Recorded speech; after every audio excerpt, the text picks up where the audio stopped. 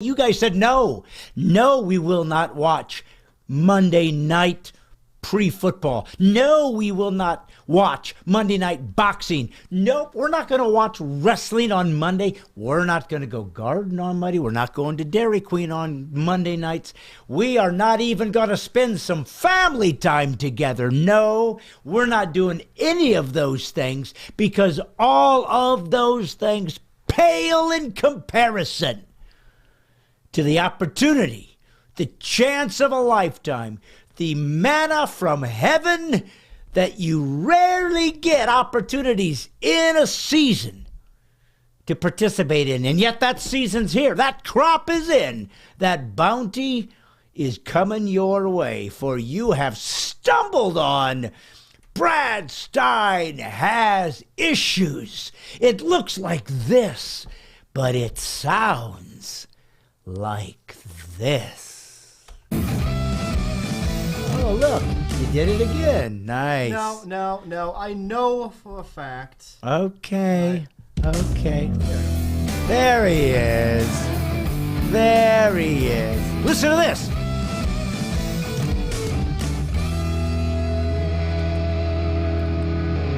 Yay, yay, yay. It's God's comic, Brad Stine. It is Brad Stine Has Issues.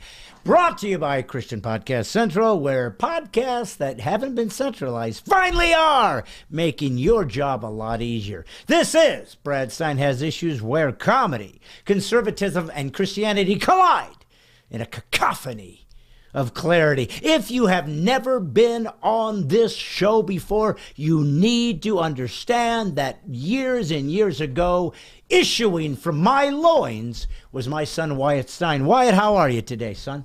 Doing a lot better knowing that once again the theme song didn't play properly. Yeah. Now, here's what you need to understand for all you newcomers.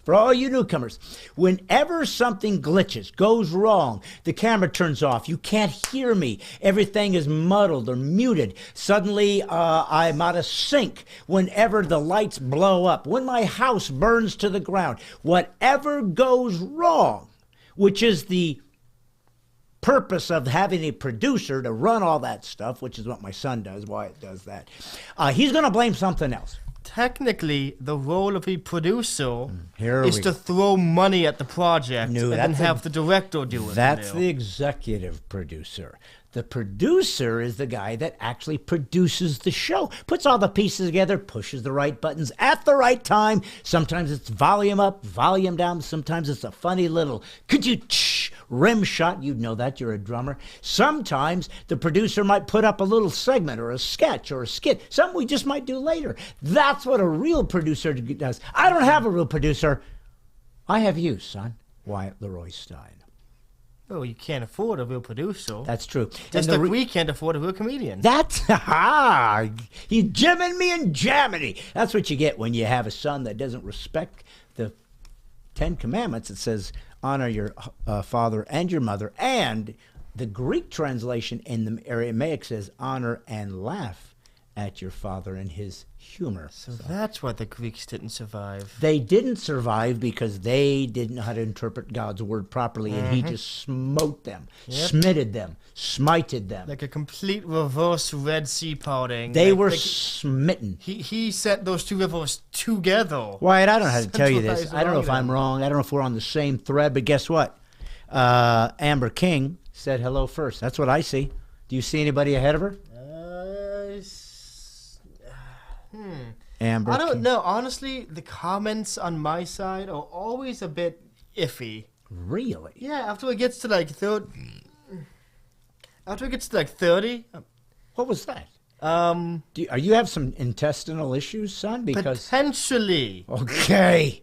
Oh, you're going to have to stick around just for what could be an explosive time here with my son and his intestinal issues. Listen, here's what I say. Yeah. So what happens is every like 30 comments or so, yeah, the top ones start getting deleted for me.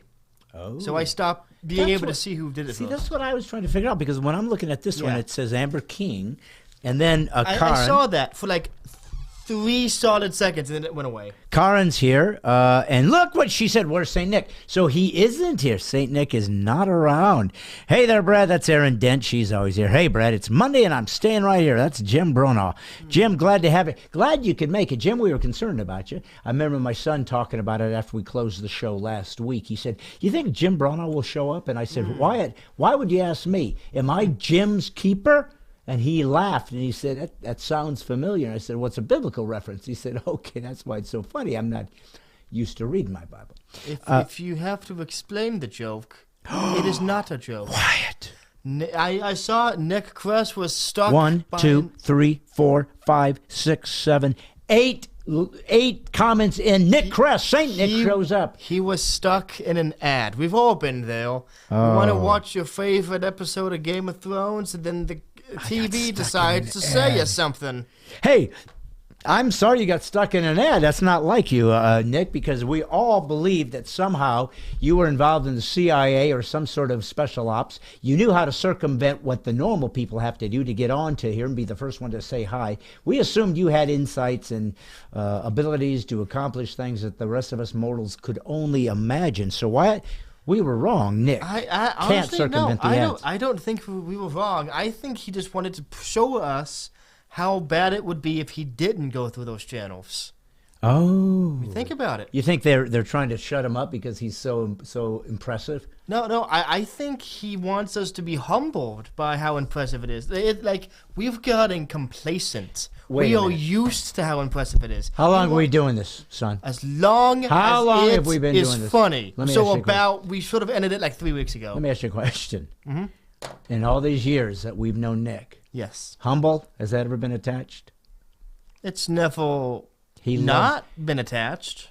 Nick Kress, and you need to know that, new listeners, loves to run roughshod over everyone he can. He's that good. And if you need some good heating and air conditioning and you're in Minnesota, which means you need both of those things regularly, get a hold of Nick Kress. Hey, Erin Dent says she wants to come see me in Arlington. There is no want to come, Erin.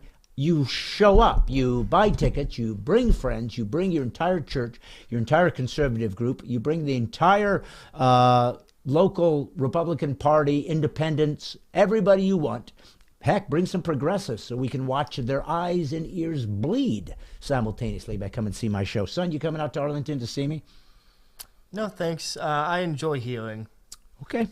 Wow, good point. Honestly, I probably have a thing on that day. What day is it? It's Sunday. Oh, Sunday. Yes, of course. I forgot. I have my biannual Sunday jamboree. Oh, you're having a jamboree. Yeah, biannual. Okay. Yep. Hey, hi from Dried Out, Oklahoma. That's John Walter. Clark Berg is here. He said hi from Leesburg, Florida. Taco Monday for Forrest Bainey. Good evening from Michigan. That's Brenda K. Marlowe. Andrew George is here. He says, I'd love to hear how nice and loud it is now. Why do you ever think that the word nice as an adjective is utilized in ways it was really never intended to be used? Like we'll say something is nice and slow. He's nice and loud, nice and sleepy. Nice and cool. Nice and cool. Nice. Why is nice thrown in? And where exactly does nice enhance the sentence and the concept that they're trying to drive home with nice? Well, it's an adjective, so it's basically the spice rack of English. Could we call it time? Could we call it... I think time is more of a noun. Okay. How about we call it basil? Basil? No, that one's definitely a noun. Italian parsley. Adverb. Sage. That would be either a noun or what would sage be? Would that be a verb or a noun? I don't know. You'll have to. Would it be both? I don't know English. Well, okay, I speak the language. I don't know it. Wyatt, I can't coach you because the last thing we need nowadays is a sage coach. See, if you guys didn't realize that even out of the blue, a pun that will enhance and enjoy your life and build things up to a higher level of sophistication. No such thing. Okay. Anyways, Nick is here. He said, sure. Ouch. Careful. Wyatt. Andrew George. Let's see. Who is... Ooh, Karen's nailing you. She said, tread carefully, loin boy. That's right. Loin boy is what they call you now, son. Must be nice. I know. Hey, look, Paula Faye Marie Racci. Don't you love that name? Paula Faye Marie Racci. Sounds Italian. It's like Italians because they use their hands a lot, but when they're on the internet, they can't be seen with their hand gestures. They just add names to give that extra punch, or in their case, that shot to the back of the head, execution style. And when I say that, I don't mean making mockery of the mafia or that you're all Sicilians. Why would that be an easy, cheap shot? Stop this man. I know. Please. Now let me think. He just walked in here. There was a camera. He's just started talking. I send help. Hey, you know Stan Stinson's here, right? The Stan Stinson? And guess what he said? Greetings from South Alabama. Brandon That's Munchie so Jordan's Steve. here. And you know what Brandon Munchie says? Woo! That's so Brandon. It isn't it? It really it wouldn't be him without that. Brandon wouldn't be Brandon without a woo! Yep. I love that about Brandon. Brandon, listen, we're happy you're here. We're happy that all of you folks have shown up. It is Monday night. Brad Stine Has Issues. And listen, I do need to do a little quick preface for the show tonight, White, if you don't mind. You don't mind if I preface this, do you? That means that if I'm talking, it's just one less button you can screw up. I'll find a way. That's the optimist that I raised from my loins. Well, listen, you need to understand that when I started the podcast, it was with the full understanding that I was just jumping into a mess, a swamp of casts, of pods cast throughout the world. Everybody's got one. Everybody does one. I'm sure half the people that watch me have their own cast, their own podcast. So when I did it, I just felt like, I'm going to try to do some fun with the folks, have some comedy. Most people know me as a comic. Maybe they know me as a conservative, certainly know me as a Christian. Those are the three areas that have sort of compiled into creating this comedy that I do, makes it unique and fresh.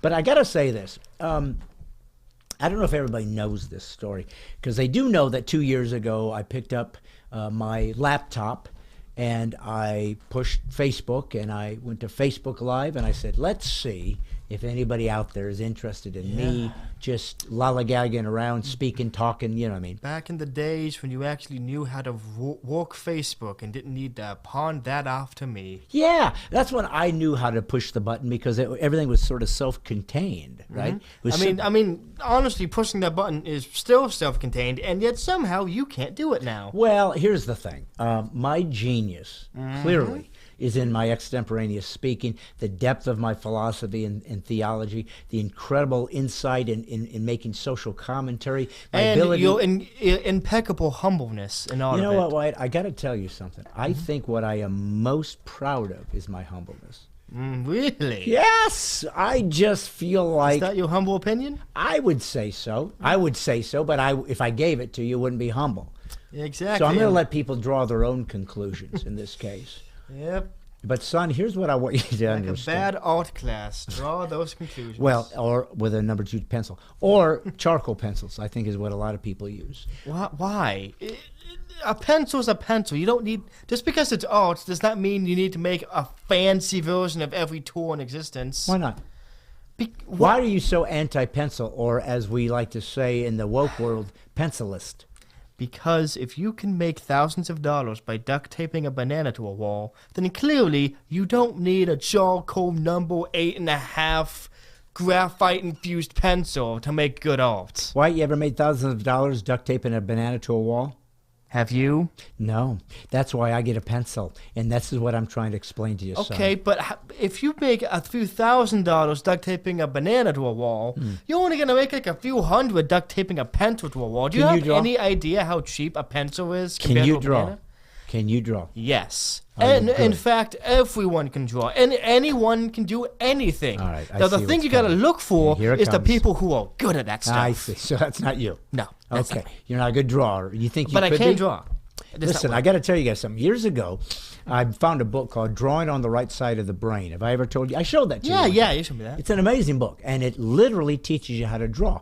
So it has you make this drawing with your pencil, right? And you just do your best you can with making whatever it is. They have you, draw like your hand or shoe or a apple, whatever. Anyways, they teach you these techniques, and what this woman is trying to teach you is how to get into the left side of your brain. Your right to the right side of your brain. Your left side is the analytical side. It's the side that looks at a shoe and just makes a crude kindergarten version of a shoe, because all it wants is a symbol, something that looks like the shoe, or the form, as Socrates would talk about, the form, the shoe-ishness of it. But the right side of the brain literally recreates that shoe to where you've seen people that can draw beautifully and can do incredible. I've seen guys that can use a pencil, son, and a paper, and it is uncanny. You think it's a photograph.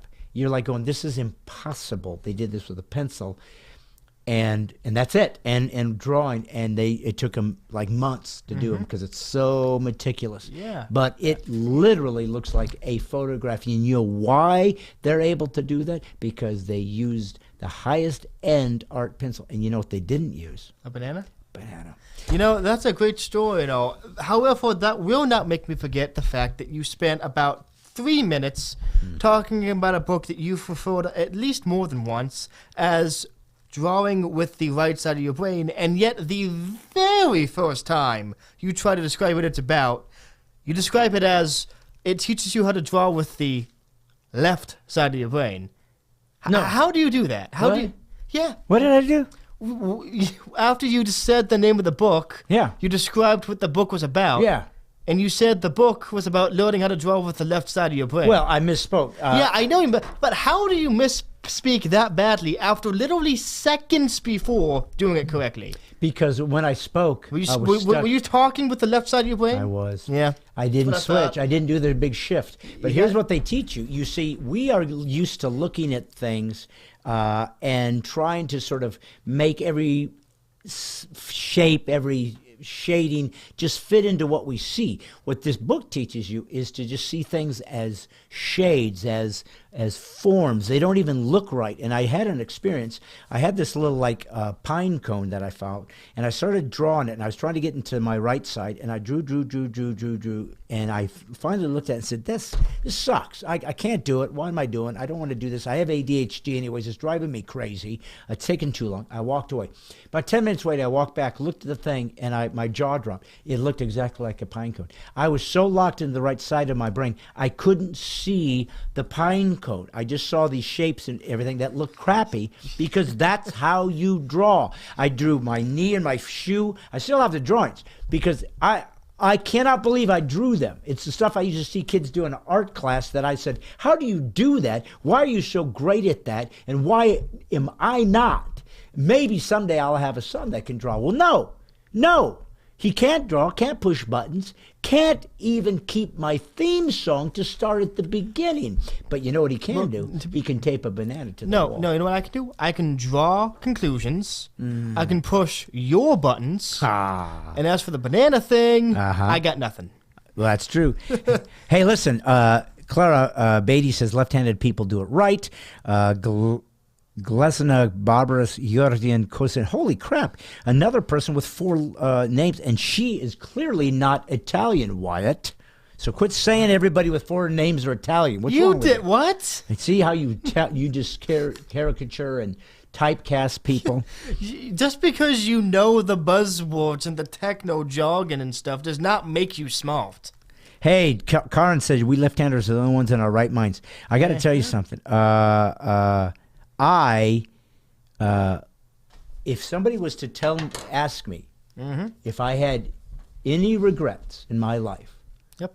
and you can always sit and nitpick over stuff in your life. I wish this or that, or maybe I should have done whatever. Yeah. But if I really looked at my life, God has been good to me, and I've actually accomplished about everything I've ever wanted to do. Not at the scale that maybe I would hope when you're a kid and you're going to be a superstar or whatever. But being in the movies, I did it. Being a professional magician, I did it. Being a professional comedian, I did it. Being on TV, I did. I mean, a lot of things that I always thought I wanted to do, I did it.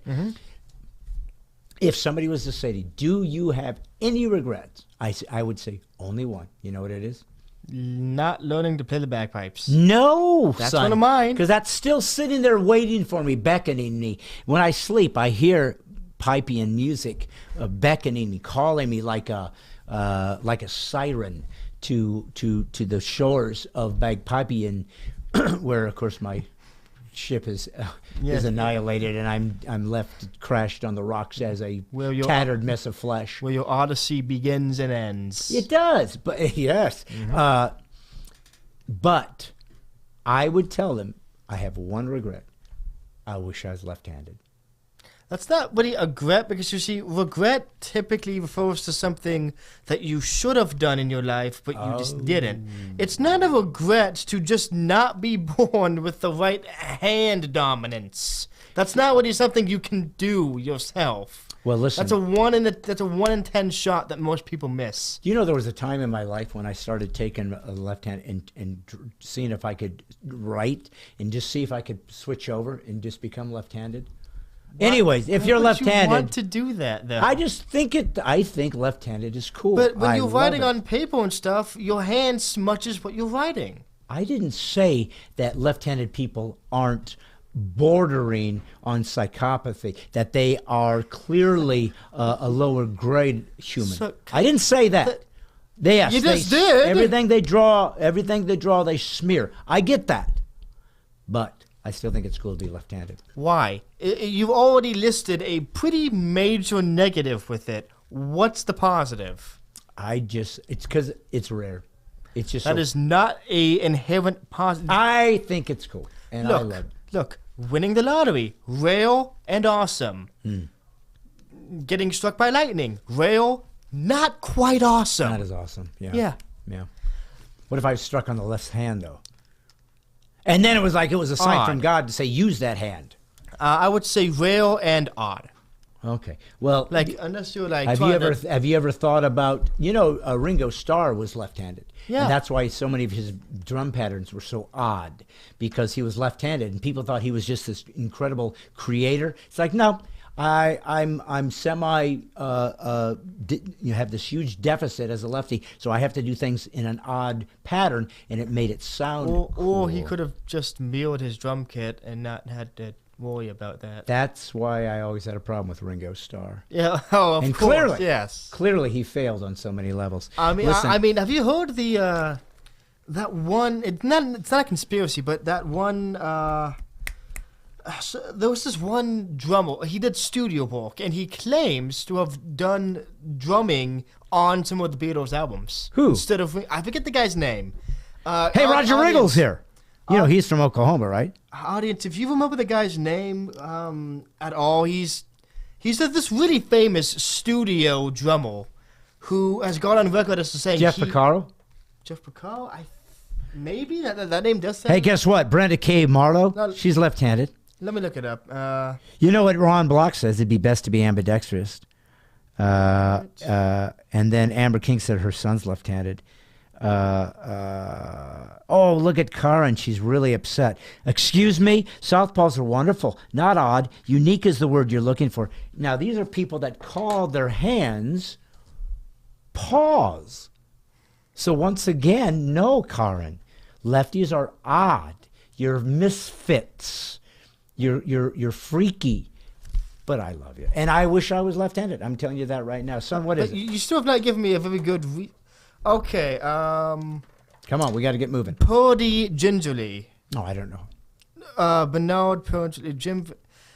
who is this? Bernard Purdy. That's who it is. Okay, Bernard Purdy. That's the guy. He said he played on their He says that he played on 21 tracks on the Beatles recordings to play basically over Ringo Starr. Now, it's never been confirmed. Yeah. And a lot of people really do not like him now because he said that. Really? Okay. But if you listen to it, maybe. Well, there's been a lot of documentaries on these guys. I have never, ever heard anybody. You've never heard? No. This is... You know who I have really heard? a true You know Beatles who fan I then? have heard is no longer with the Beatles right off the bat? It was the drummer, Pete Best. Pete Best, I know he got kicked out right before they brought in Ringo, and that was the... Could it be worse? Could it be worse? Most than ironic... You're with the Beatles all the way up until they're about to go to the Ed Sullivan Show, and they say, we need a new drummer. And then they become the biggest band in human history. And he's like, I was just... I gotta say, most ironic name for a drummer. What? Best? Pete Best. Pete Best after placing second? And he wasn't the best. Yeah. He was Pete Marginal. Pete Marginal. Let me Pete tell you Adequate. something. Listen, I gotta keep going because I don't want to leave all the lefties out because they're going to get confused and start crying. So you need to understand something. I did want to bring this up.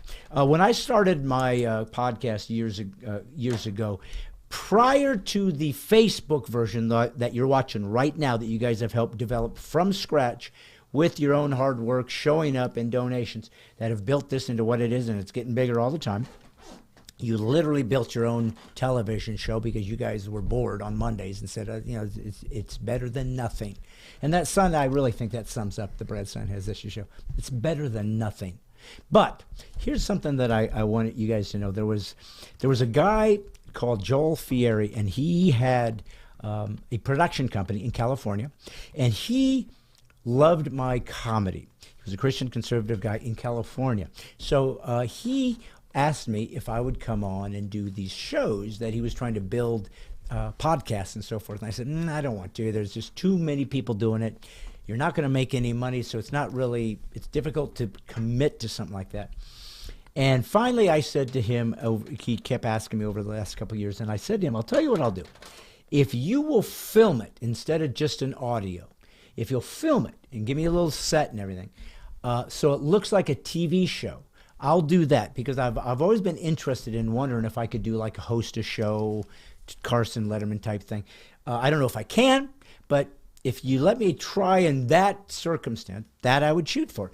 And so he said I will. And that's where the original Brad Stine Has Issues show concept came from. So if you go to YouTube, if you go to some of my old Facebooks, and you see these 7 to 10 minute clips with the television that says Brad Stine Has Issues and all the funny things behind me, that was Joel Fieri that paid for me to do all of those things, paid for the production of it. I volunteered my time. I wrote all the material myself, but he paid for the production, the editing, very expensive. And then when I decided to see if we could put it into this place and things were getting too expensive for him, it wasn't paying off, he said, listen, let me help you, though, build your podcast, and I'm going to sponsor it. And that's Christian Podcast Central. That was his thing. Well, here's the deal. He finally found somebody that I guess is going to help with all of his product, and they're going to try to help get it out in the marketplace, see if they can build up the viewership, try to monetize it after all the money he's spent on it.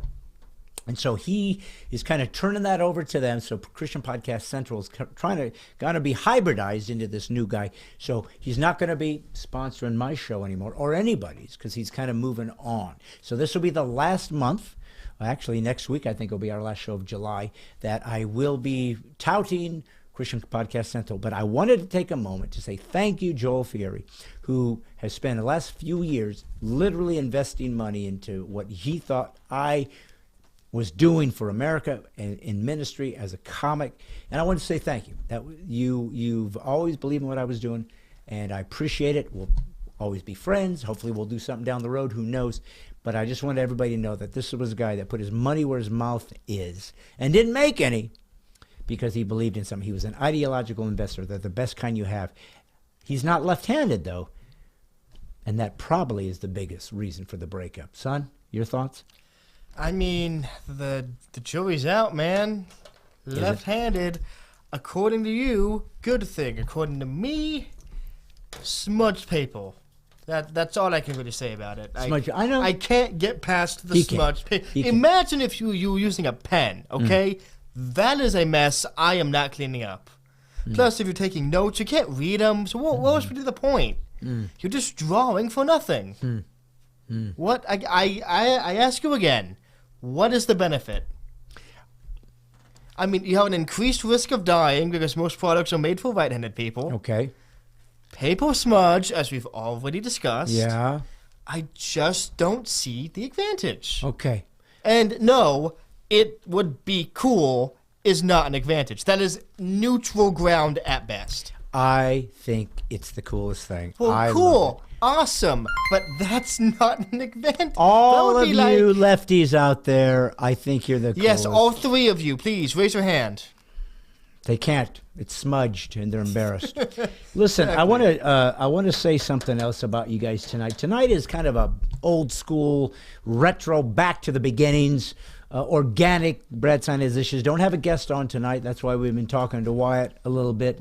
And a lot of that, of course, is for me just to help him get over the hump of having to push a button and not panic. He gets anxiety attack. He's constantly soiling himself. I literally have gone through, I don't know how many Depends that I have to, that's part of the budget now, is putting him in Depends. Because totally. We couldn't get someone this week or anything. No, none of that at all. People are just lining around the corridor to be a small square on the screen, talking to another small square on the screen. Let me explain something to you. I don't even bring my phone on the set anymore because it blows up with people saying, please let me be on your show, please let me be on your show. Well, son, it gets old, and it gets embarrassing. Because I'm just a regular guy. I don't think of myself as an amazing and great as they do. I see that humbleness is still showing up again. Son, if I had a dime for every time I was as humble as I am, I would have enough money to buy paper and left-handed lessons. I guarantee you they exist, but why? Listen. Where's the advantage? I'll tell you where the advantage is. I'm going to tell you right now. Okay, fine. Tell me and this whole audience, where's the advantage? The advantage to being left-handed is the fact that you have proven to the world you do not fit in and you don't care. You are not one of the typical and you don't care. That you are an outlier, a maverick, that you are willing to buck the system. That, yes, as you said, scissors are designed for right-handed people. Pens are clearly designed for right-handed people. See? They have this perfect ergonomic grip. They can be clicked like that. You move it over. See? Let's not forget gloves. Very big market for right-handers. Gloves, that's right. Whereas the original left-handed gloves was a right-handed glove upside down. So that's the hell these people have had to endure. Honestly, the invention of the left-handed glove was a mistake. Somebody put it on backwards and didn't notice. Maybe, but you can't prove that I'm wrong, audience. You can't prove that. No, they can't, son. Exactly, and that's the point. That's the message, the moral of the story. You can't prove anything. Well, let's just pretend that a girl, a beautiful young lady who loves God and loves country, happened to be right here, right now, and well, she had the little fire for you, son. She had a little. She listens to your voice. She knows you came from my loins. So what could be wrong? You know what could go wrong? And she just. I want to meet that young man. His voice sounds so sweet, so tender. He's humorous. He can play drums. He sucks at buttons, but who doesn't? You start making a little acquaintance, a little texting, a little romance begins to blossom and bud, and you think everything's going just the way you'd hoped. And right before you finally meet face to face, she says, "Oh, did I mention I'm left-handed?" You're telling me that that's a deal breaker in the world of romance for Wyatt Stine? I wouldn't say deal breaker. However, that is a red flag that there might be complications. Okay. You know, I'm not saying it can't happen. Yeah. Certainly, bigger odds have been conquered. Bigger mountains have been scaled. Yeah. But that's a pretty big one. My son just said that a left-handed girl is a potential deal breaker for him. No, not a potential deal breaker. I said it would be an obstacle to overcome. Again, higher mortality rate. Take out an insurance policy, life insurance I policy. feel like that is somehow cheating and or illegal. That's probably I'm not sure. Is there a policy for left-handed people specifically? You know what? That's something to look into. I'm going to call my dealer Honestly, tomorrow. I'm gonna look it up right now. I have a phone, unlike you. Well, listen, that's because of the people that are blowing up the phone saying, please let me on, please let me on. Speaking of let me on, I told you that I was going to do things old school today, and I am. There was something that I wanted to talk to you guys about quickly, and it has to do with an old routine, but it's going to have a deeper meaning here after we look at it, as I try to always do. It's something a little bit more unique and thought-provoking and inspiring than just laughs and fun on a Monday night. And I hope you enjoy our banter. Obviously, we just make stuff up on the fly because, well, we wouldn't know how to write it if we wanted to. But there was something I was thinking about that I wanted to bring up in it, and it ties in with something else that isn't quite as funny, but it was something that has happened this week that I wanted to draw attention to. But to get to that place, I wanted to start with comedy, because again, I always assume that there are people here who've never seen the podcast. They've seen my comedy. They were curious, wonder what this guy's like. And here we are. So I always try to kind of do funny up front, figuring that's what people want, and then see if they will follow me into the deeper things, into the swamp, into the mire and the muck, in the depth of the human experience. So, son, I want you to cue up, if you would, the comedy sketch. This is something I did in 2004 on the album A Conservative Unleashed. And it is a comedy routine that is very specific as to why it is what it is, and I'm going to reference that in a minute. But then I'm going to talk to you about something I've been wanting to say to you guys for a while. So we're going to discuss that here in just a moment. So, son, if you would, go ahead and hit that clip, and I'll be back in just a couple minutes, and we're going to talk about it. All right. I don't hate nobody, because I'm nobody. And I'm a Christian. I told you that right off the bat. And that is the great difficulty with Christianity. It forbids me to hate people.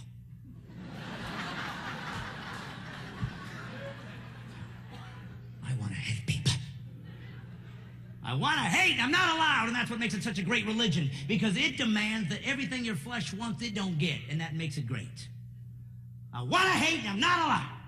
Not that anybody comes to mind right off the bat, France, but...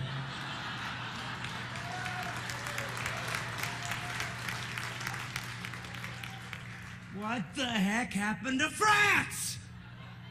Weren't we buddies? Weren't we friends? Didn't we help you out that World War I and II skirmish? Wasn't that weren't we allies? Weren't we allies? Didn't you invent the word allies? Allies! Hey, can you come help us out? We've been attacked. We cannot possibly help you. Possibly we are much too afraid to do that. We will lose our contract in Iraq. What I hate! Ungrateful countries. Not allowed. Like my grandmother used to tell me over and over again. If you can't say something nice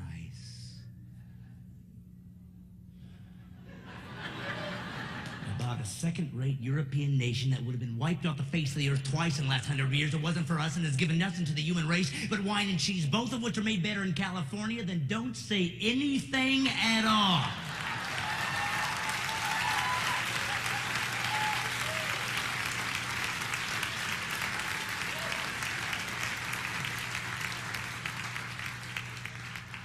And I live by that.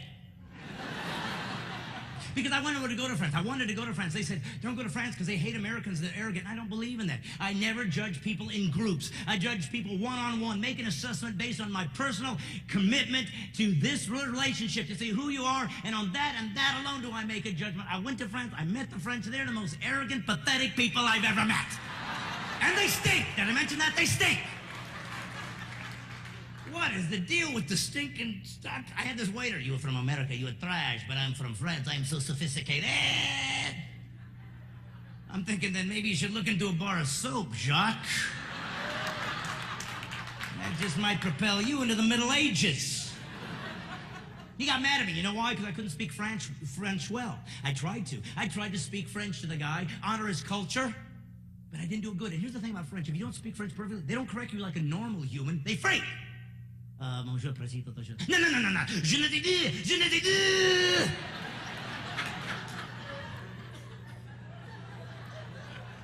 I keep the croissant. I'm down with that. Apparently you can't speak French without your tongue coming out. You're so beautiful. That's how they talk in France. It scares you the first time you go, hey, buddy, where's the Eiffel Tower? Over there. That's not a travel guide. Quit it! Because when I first got to France, they could have said anything to me. I thought it was a compliment. Monsieur Président. Well, I don't know what you said, but... Ooh. Yes, I do sleep in bologna. Thank you. That's how they dance in France, right there. So cool. You've never been there, have you? You wouldn't know. Here's how they do it, right there. Just setting her up. She's going to go to France someday. Let's dance. Okay.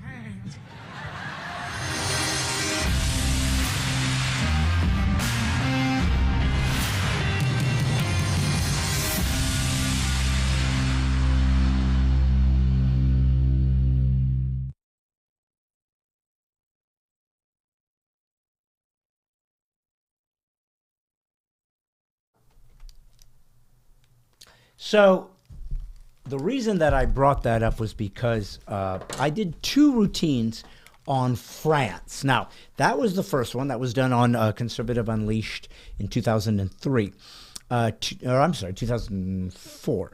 And then the next album I did was it was Tolerate This, and then it was Wussification. Anyways, I did another joke about France, which I think I showed on one of the podcasts. Didn't we do a French joke once? Yeah. What was it about? Do you remember? French. Yeah, but was there more to it than I wrote? Okay. He doesn't know. Poor son. He's like, I didn't know that would be a question. I didn't study. Yeah, exactly. But a couple things are important about why I brought that up. It's something I've been grappling with for a while, been thinking about.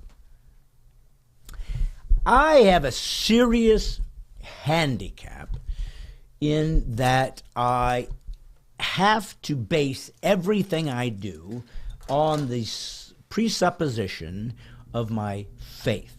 That's what my faith teaches me, actually, that God is real and that he has made some rules by which he expects you to behave. So one of the things that I've always spoken about my faith, Christianity, is that we are forbidden to hate people, but we're commanded to hate ideas that are different than God's. Because what's the point of believing in a religion, let alone in a philosophy, if you don't believe it's true?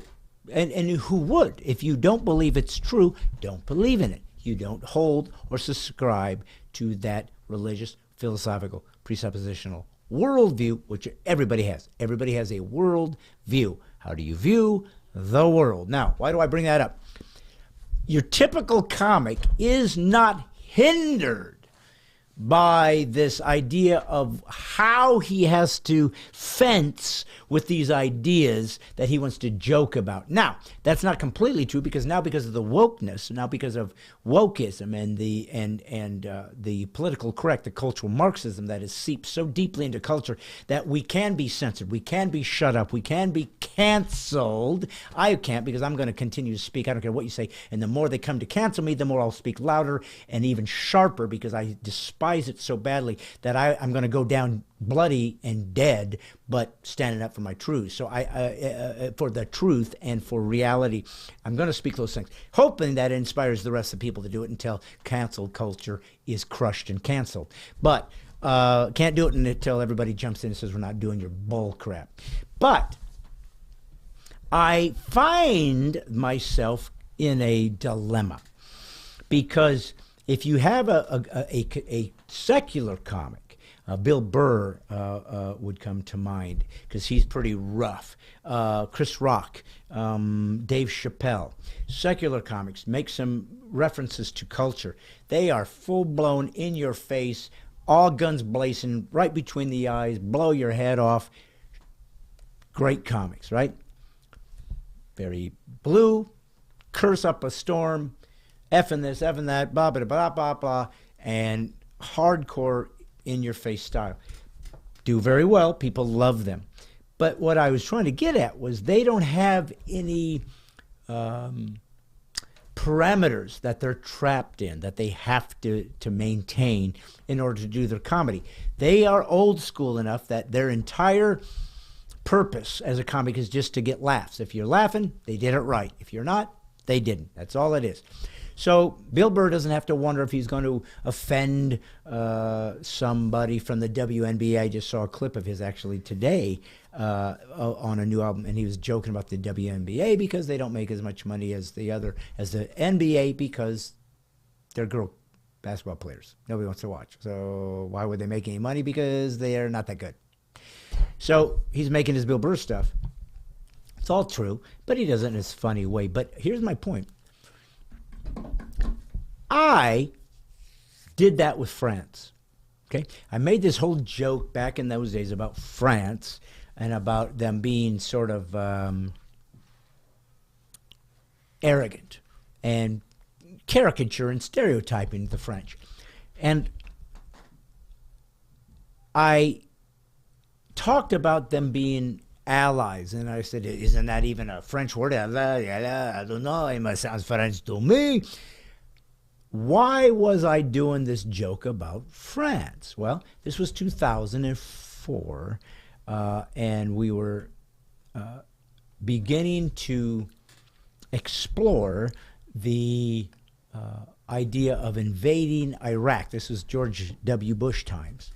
So we're going to go into Iraq. Now, at that time, I was a full-blown, absolute, committed, 100% Republican, all in, fight the good fight, we're all in this together.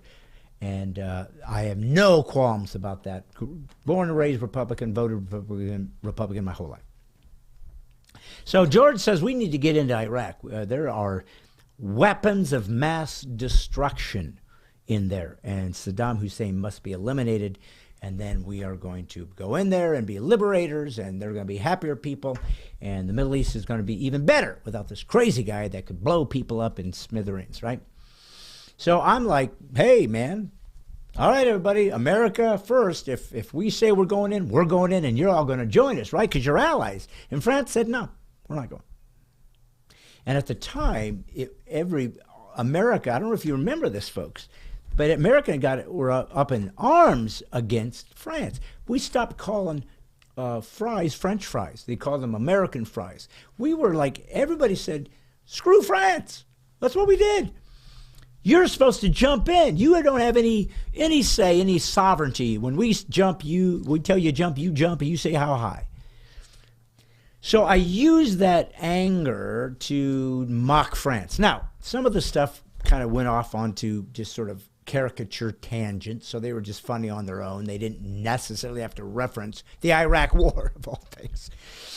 But I wanted you guys to know that one of the things I've been grappling with, and it's funny that I'm grappling with this now because, you know, we're in the woke culture where you now have to dodge the landmines and of cancel culture and wokeness, right?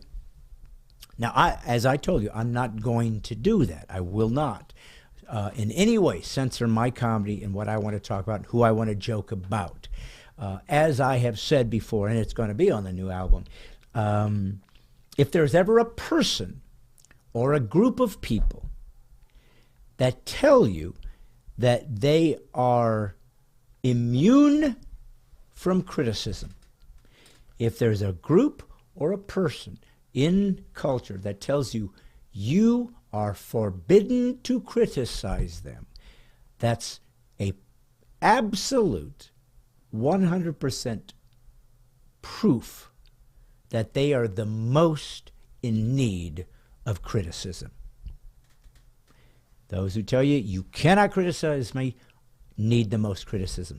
Those who say you are forbidden to joke about us and our plights and our personality and our styles and our choices, they must be doubled down and made fun of. Why? Because the tool of comedy, the purpose of comedy is a is a culturally approved means by which we can mock all ideas to actually level the playing field and put everybody on the same page. We're all humans, and every one of us don't get a special pass. We all have something that's mockable. We all have something that can be joked about. We all have something that can be disparaged. We all have something that can be just caricatured. And we used to do that in comedy all the time. See, this is what's so ironic.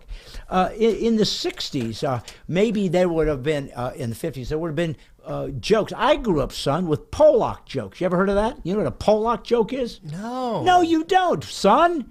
You don't. What? That's what bothers me about you. I want you to get every reference I ever throw you. Yes, that is. It's not like we went on a 10-minute tangent about left-handed good or bad. No. Whatever you Pollock was a term for Polish people. Oh, so it's kind of a disparaging term. But it was thing I've never heard before. Yeah, it's like he's a Polak meant he was from Poland. How could I forget? But they had people that are my age know it. They had Polak jokes, and it was all just making fun of these people. They're so dumb that they're from Poland and they're dumb, so we call them Polak jokes. But Polish people did them.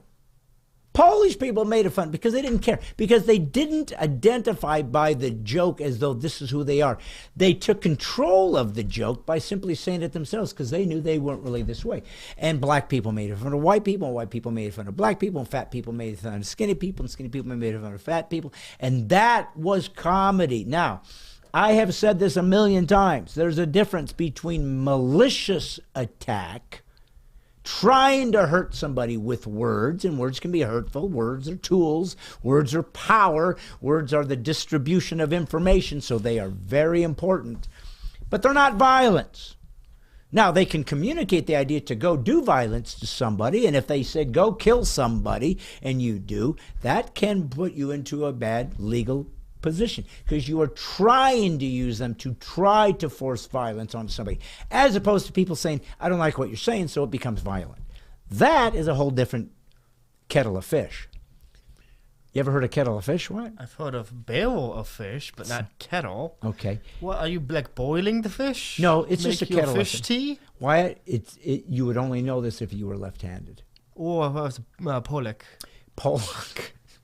I'm trying here. No, okay? you were. I love that you tried to throw Polish in. See, he's jumping in, doing a Polak joke. And here's the thing. No jokes. I was making a reference to what we used to call, they had books, Polak jokes. Literally. And it was just, it was like, you know what it was like, son? It was like blonde jokes for an entire country. Oh, no. That's a lot of jokes to go through. Right. Like, you know what blonde jokes are. Oh, everyone knows who that Give me a blonde joke. You know one? Yeah. There were three blondes walking through a forest when they come across a set of tracks. The first one says, "Those look like deer tracks." The second one goes, "No, those are fox tracks." The third one goes, "You two are so dumb. Those were obviously bear tracks." The three were still arguing when the train hit them. Okay. Yeah, that's one of the ones that comes to mind for me. Don't ask me why. No, I like it. I have one. What is it? Three blondes walk into a building. You'd think one of them would have seen it. Now, here's the thing. I want you to understand that was what we used to in our culture think was okay. You could joke about these things because it was done with the right spirit. Nobody really didn't like these people. Nobody really thought people with blonde hair were stupid. But we made fun of it. And you know what the truth is? You know why probably a lot of blondes were chosen to be the ones that were kind of made fun of as though they're airheads and not smart? Because oftentimes they're pretty. A lot of times the blondes were in some ways in society given some special preferential treatment. Oh, she's blonde and blue-eyed. That's a special brand of pretty. Now, I don't believe that. I'm just saying that there's people that lean that way. For example, I'm blonde and blue-eyed. Thus, that's why I'm as gorgeous as I am. Now, I didn't create me. I can't help that I come across with such stunningness. Many people then when they watch the podcast say those blue eyes, they're like Paul Newman's, right? And I don't want to hear that, son. It's why I don't have my phone, because I don't want to be told how attractive and gorgeous I am. But what? I feel like I'm just saying. No, you're not. You're clicking. You're making clicking That definitely sounds. does explain a lot. It does. Yeah. Oh, now you're finding the blonde thing. One of the questions somebody asked was, do you look like, does Wyatt look like you? Or does Wyatt look like... Oh, gosh, I hope not. Son, would you describe yourself as looking like me at all? Like I said, I hope not. He doesn't look like me at all. Yeah. Trust me, if you saw us walking together, you would not know it was my son. But see, you'll never see him. That's part of our hook. So now it just gives you a little clue. If he doesn't look like him, what does he look like? Will anybody ever know? But the point I wanted to make about the France joke was twofold. There was a reason why it was fun to be able to make fun of particular groups and looks and personality traits, because, like I said, it actually evens everybody out. Everybody gets a turn. Everybody gets a turn to be made fun of. It's not like we picked one group and nobody else was made fun of. That's not what happened. Everybody got to be jumped in, thrown in, and given the equal treatment. It was actually a sign of your character if you were able to take a joke. Kids your age, son, you're 26, so about your age and especially younger, have been taught you cannot take a joke because it's evil. You're not. You shouldn't have to take a joke because it's hurtful. It's violence. Those words are violence. And for you to be able to joke about somebody, they see it as disparaging and malice, as opposed to we're poking fun to show that we're all doing a good-natured thing to say, you poke fun at me, I'll poke fun at you, because in the end, we all are learning and we're just humans doing the best we can. It actually had a beautiful ecumenical purpose. It brought us together because none of us thought ourselves so high that we were beyond being joked about. That's being stripped away. Instead, as I've spoken on numerous occasions, the wokedom, the political correctness, the cancel culture, this is a childlike behavior. Literally, children, if you joke about them, take it personally. Their feelings are hurt and they want it to go away. They want to tell and have you spanked and put in the corner, put away. Okay, so you are dealing with children, full-blown adults, sometimes with doctorates, who have been trained in this day and age to behave and to make policy as though they were children. Right? These are the same people that sexualize actual children. These are the same people that believe that children should be able to, at 6, decide to get chemicals injected in their bodies that will halt their ability to go into puberty. These are people that believe that an 8 and 9-year-old can begin to have surgery lopping off and butchering parts of their body that they'll never get back, and that they will grow up one day to say to all the adults and their parents, why didn't you save me from myself? I was just 8. And these parents are going to have to say, but all the scientists told us this is good. This is for their good.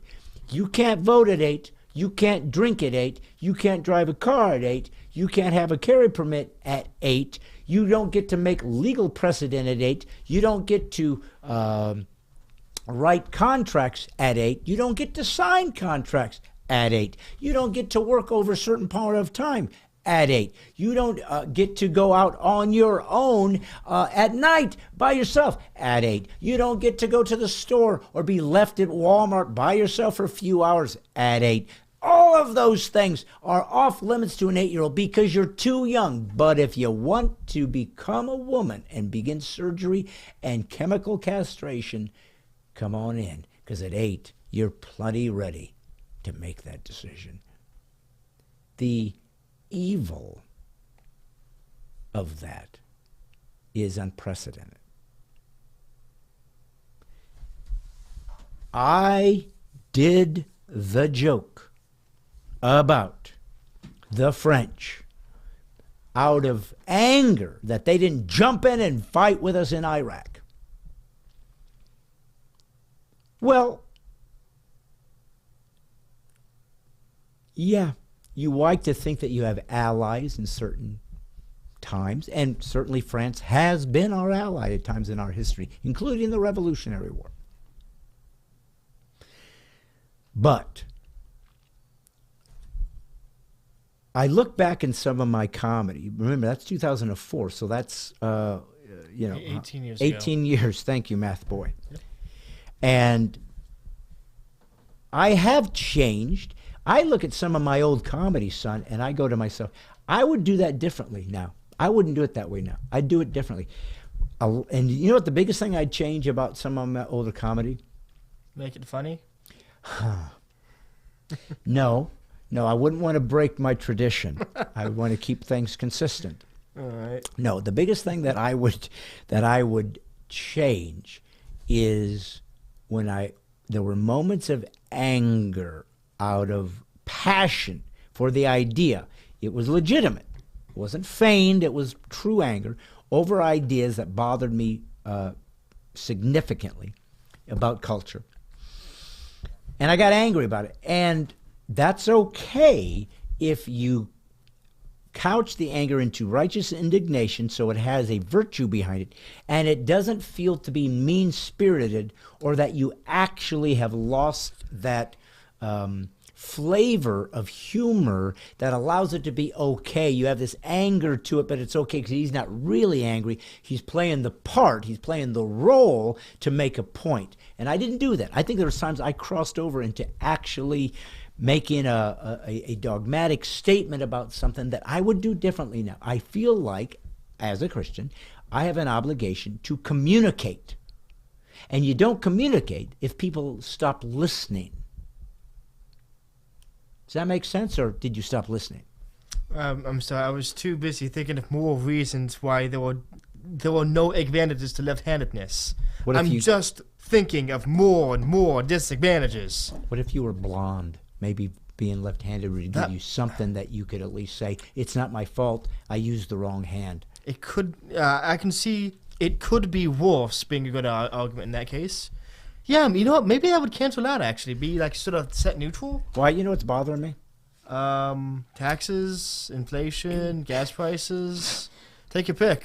Yeah, but what really bothers me is Ronald S.W. Groob says Wyatt is on a roll. You know what else it says? Stan says, touche from Wyatt, make it funny. So, somewhere, Dusty Williams says Wyatt's right. Somehow, tonight has been your night to try to out-touche your father. Now, keep in mind, I'm sorry. You come from my loins. I'm so sorry. Any Hold on. humor, I'm so sorry. Any insight, any wisdom, any dry humor expertise, and you have it, exists because of my DNA that I shared with you. And by the way, my DNA, if I haven't told you, it's left-handed. I'm sorry. I just want to point out. Try? What? You said I was trying to one-up you in this. There was no trying. It's already begun. And next week, it'll come back tenfold. And sooner or later, this is going to be Wyatt Has Issues featuring some comic formerly known as Brad Stine. I'll get my own buttons. Will I get your chair and you'll be seen by the whole world? Yes. And you will still be the one talking. You will be the voice in the distance that does nothing but mess up. Let me tell you guys something before we move on to the next segment. My son just made a huge error in judgment. My son threw down the gauntlet. He, sitting safely in his chair, unseen, in his Depends, soiling himself, him in his ratty T-shirt, his stubble, and his unique look that he never shows in public. He has this odd fear. Some people call it agoraphobia, the fear of crowds. That's not his. He has faced the crowdsophobia. He doesn't want to be seen. Oh, good job. That one was always a joke. It was almost a joke. So listen. So close. Listen, So there was no close. joke to that. I was dealing with phobias. I was dealing with phobias. Son, this was a clinical diagnosis. There's no funny there. Oh yeah. I think they diagnosed it along with your phobia. Because guess what? Phobias, at least the ones that we talk about, are jokes.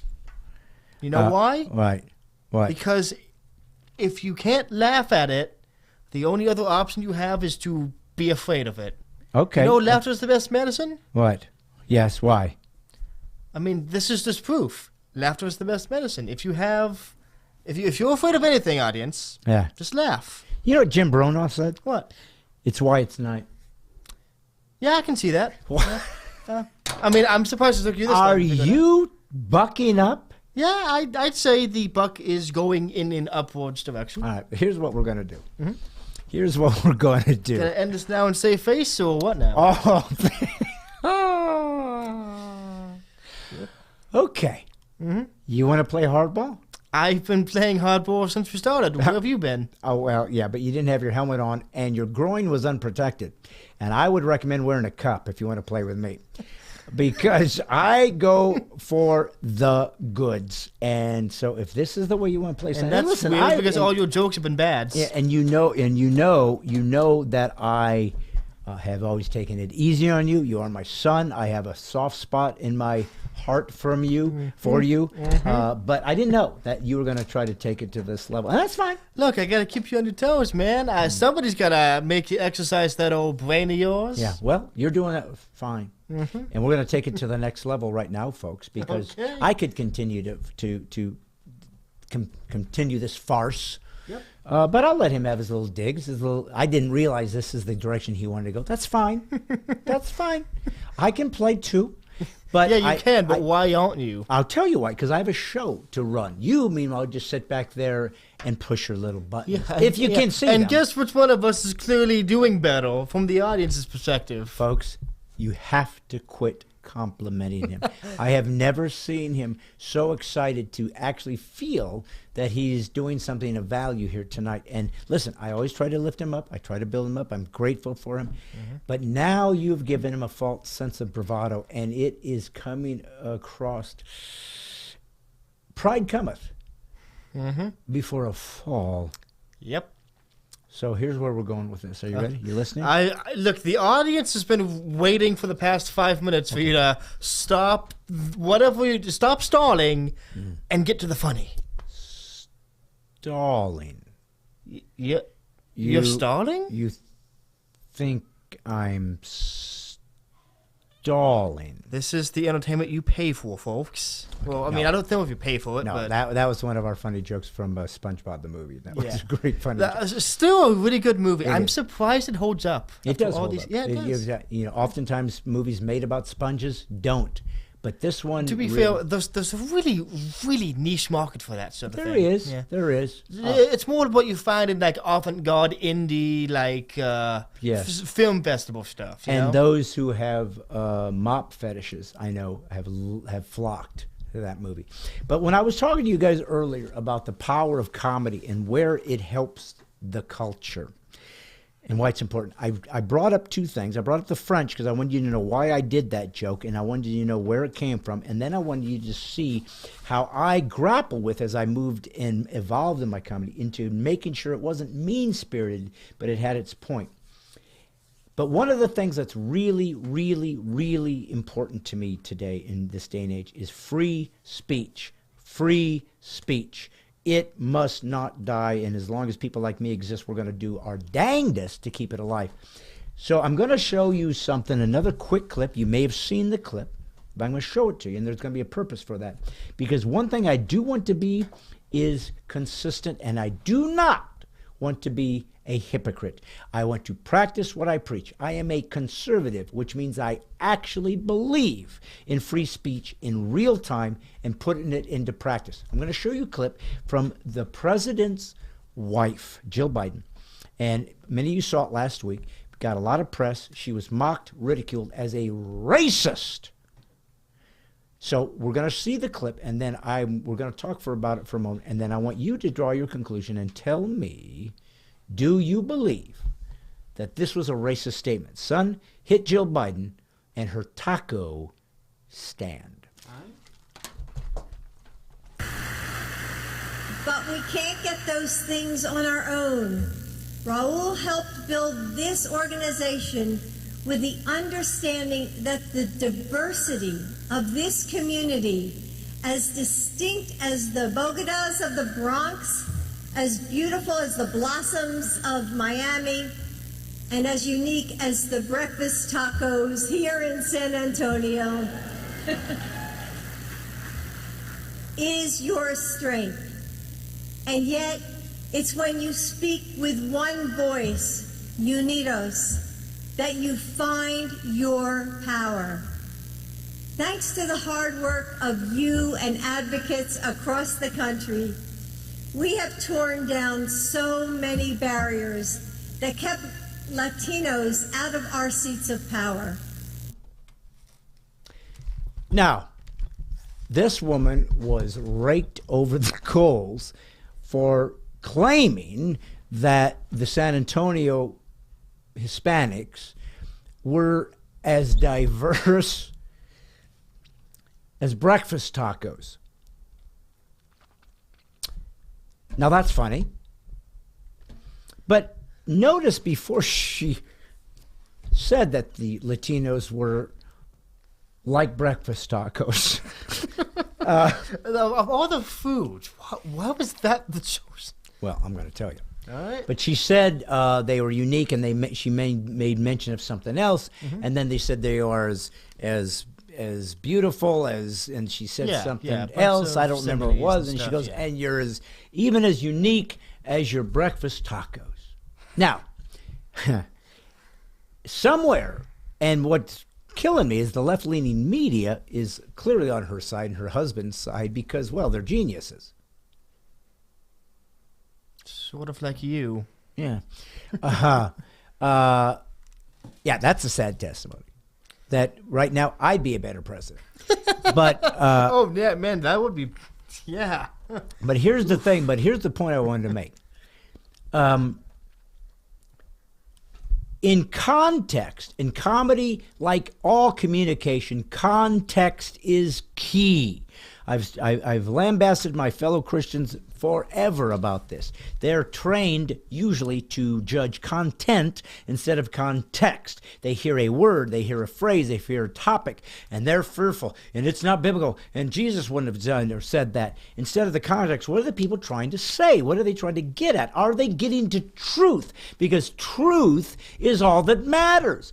Truth is the ultimate cleanser that you're given permission to utter and asked to utter at all times. Truth is all we have if we are going to remain moral, logical, reasonable, able to communicate, have civilization.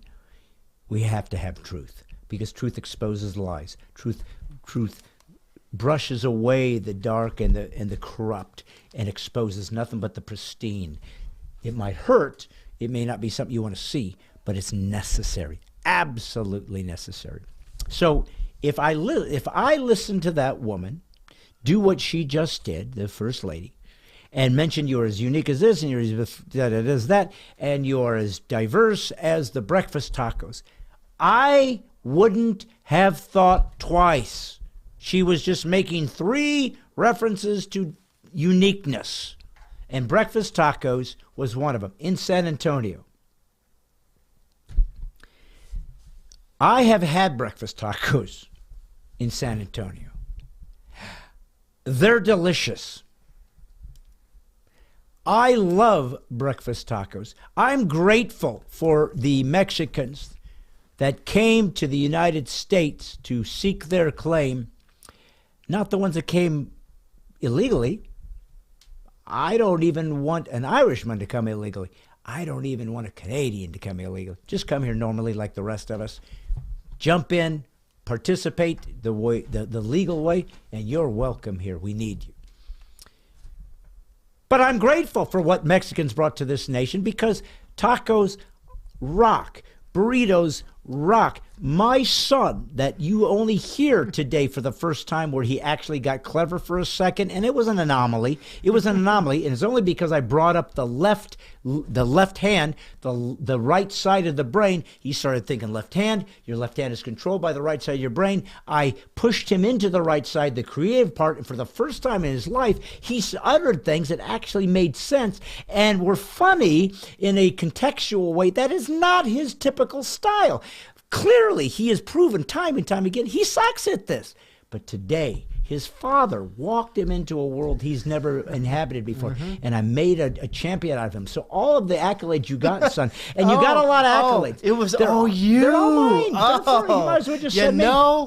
When you say it like that, it almost makes sense. It should. Now, I know it doesn't make sense to you because, again, you're in your left brain. You're back to regular Wyatt, who none of this stuff makes sense and because you know it takes inductive and deductive reasoning. You know what? After this, as a show of goodwill, I'll show you how to press the buttons, and you'll still fail. No, I won't.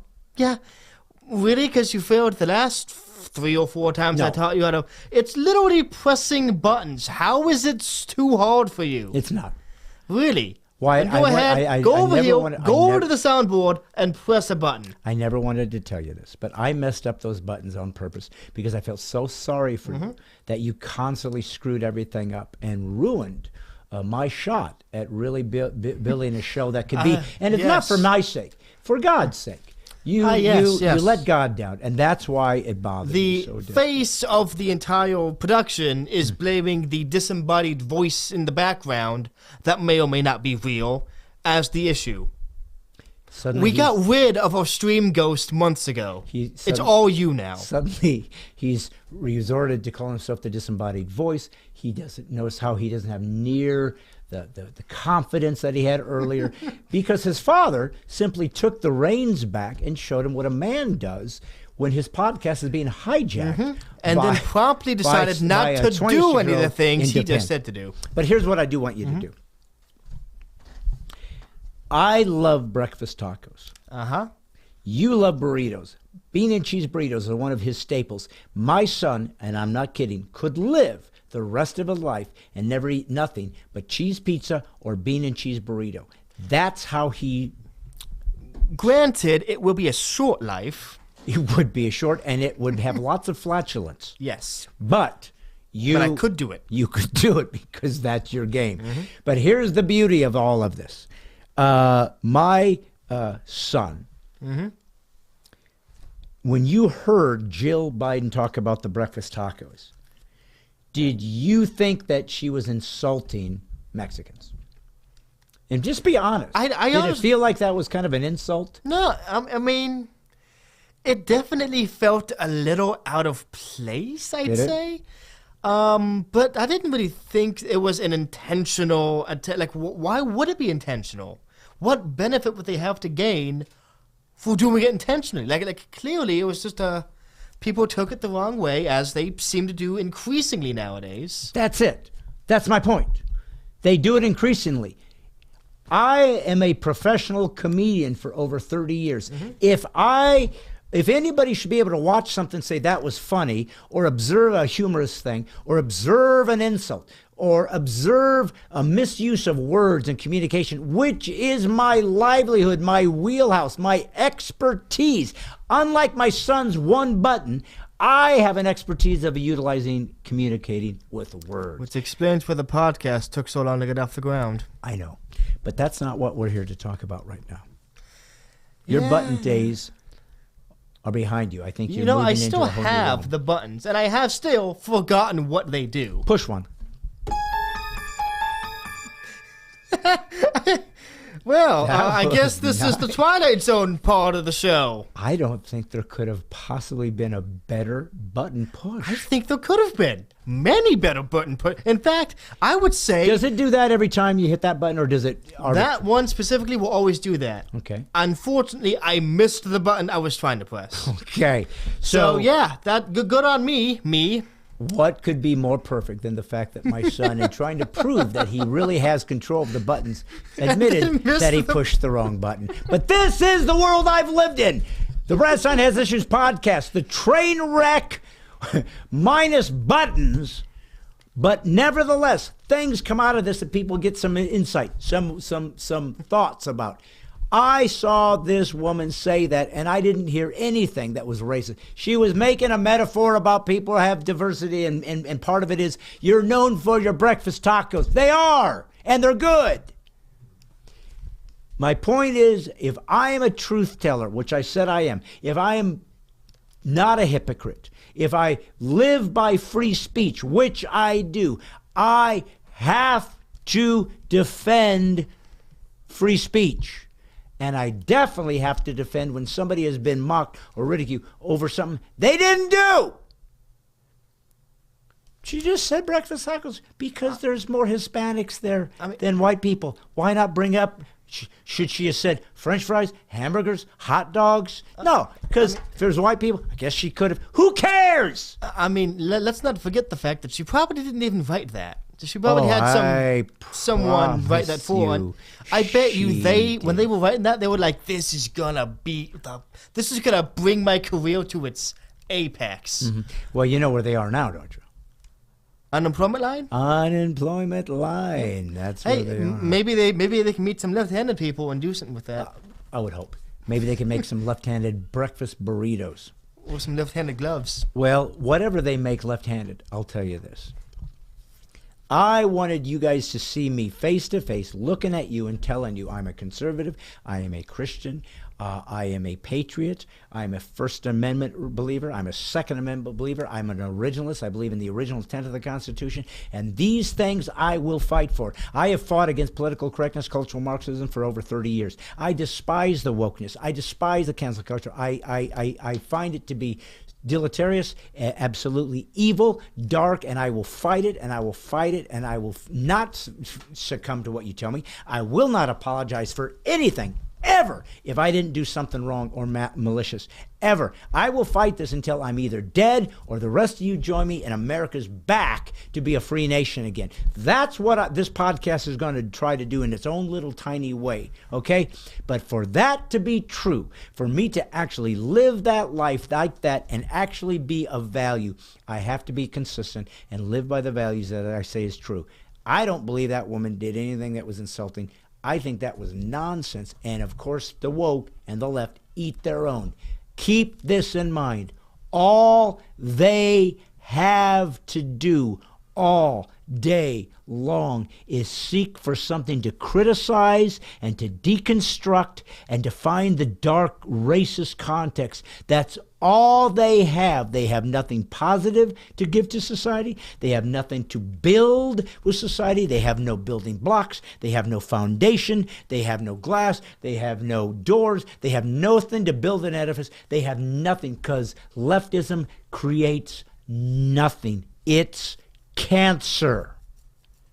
It always finds a healthy host: capitalism, free market, free speech, openness, autonomy, individuality. It hates all those things. It needs the collective so it can give the illusion of power and control, because it has no substance to persuade people to join it, because it is absolute pile of crap. It's what it is.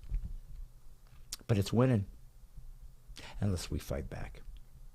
Unless we never, ever, ever apologize. Ever, ever, ever tell somebody and are demanded to speak something about something that we don't believe to be true. If a guy comes up to me and says he's a cat and I have to refer to him as feline, I'm not going to do it. Ever. I will never censor my access to reality and truth for the sake of someone who clearly is crying for help and trying to find some value in their life by creating a identification of something that somehow a group of people said gives you value. They don't have God. God gives you value, purpose, reason. He is the presuppositional worldview that if you grasp onto it, actually changes your life, because you are not affected by what other people think of you, and you don't even identify by something that isn't going to give you any substance. You identify by who God tells you are. And the first thing God said every human being is, and this is Christianity, by the way, this is the Judeo-Christian ethic that created the West, that no other religion, no other philosophy ever came up with. He said, you're made in the image of God. That's your identity. That's all you need. You're made in the image of God. You're not a group.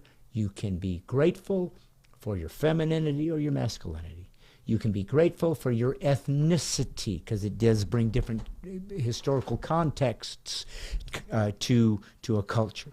You can be grateful for your position, what you've achieved, what you've earned. Be grateful for those things. It's okay. Be grateful for those who went before you and created a foundation for you to build on, so you could go be successful in your life. Be grateful. But if you are a Christ follower, your identity is, who does God say I am? Period. If you can't get to that, you're never going to get to peace. I know some of you watching aren't Christians. I don't care.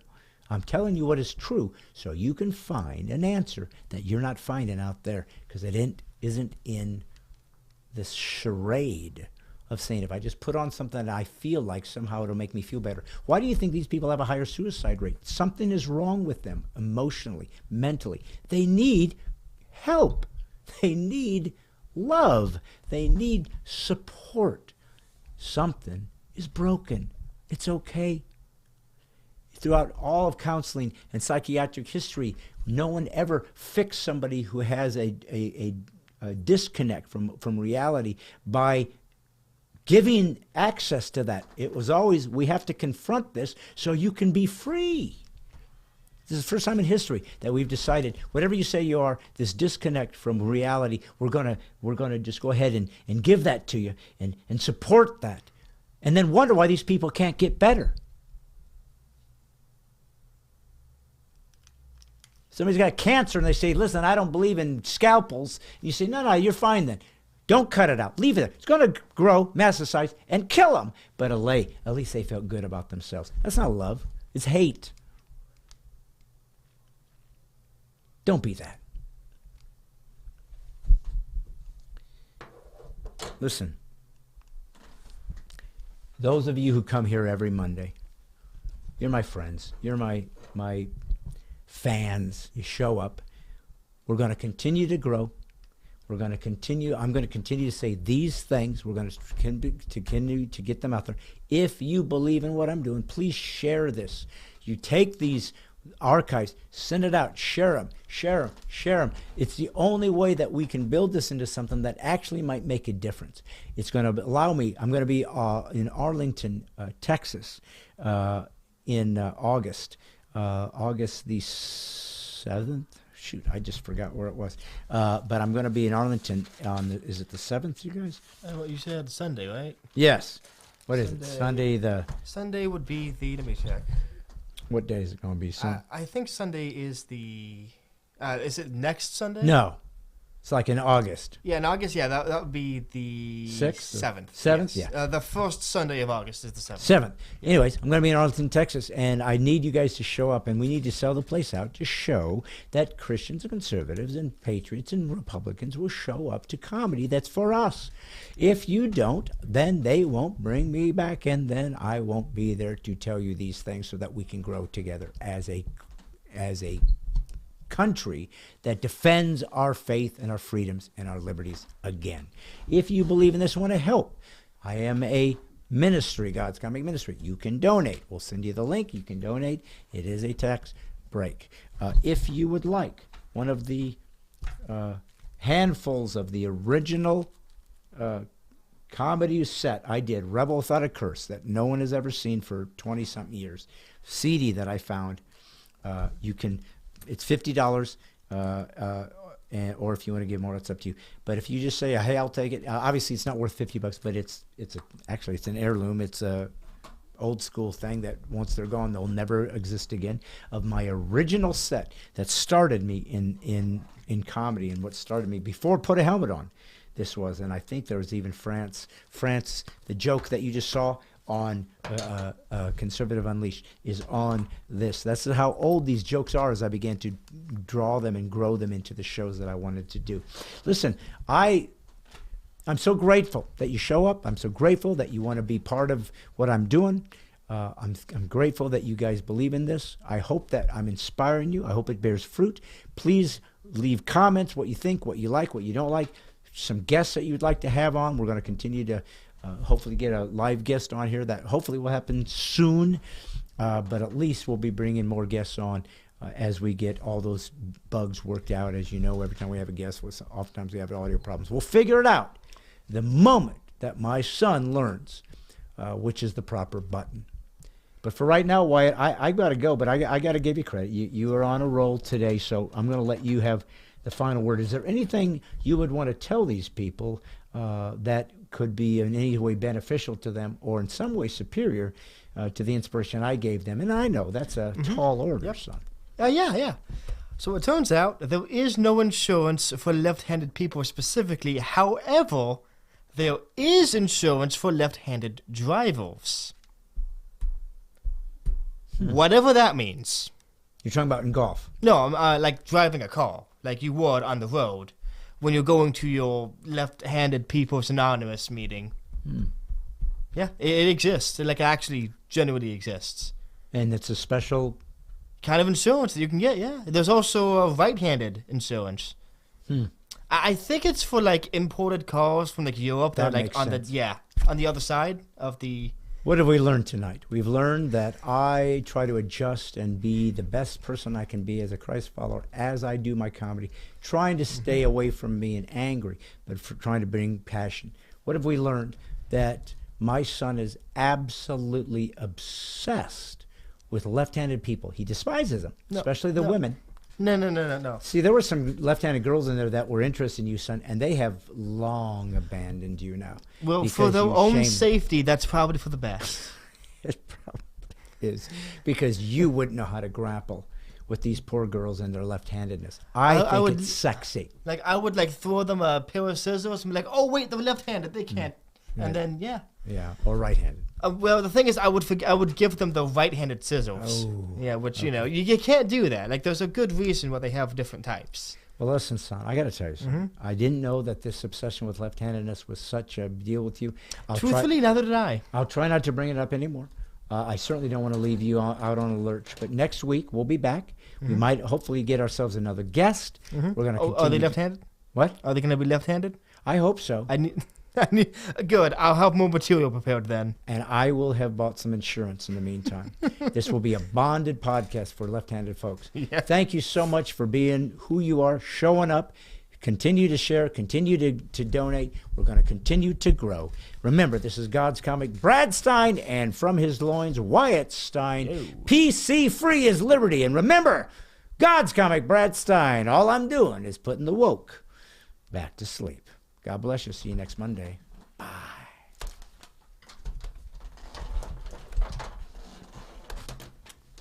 Cool. Well done, son.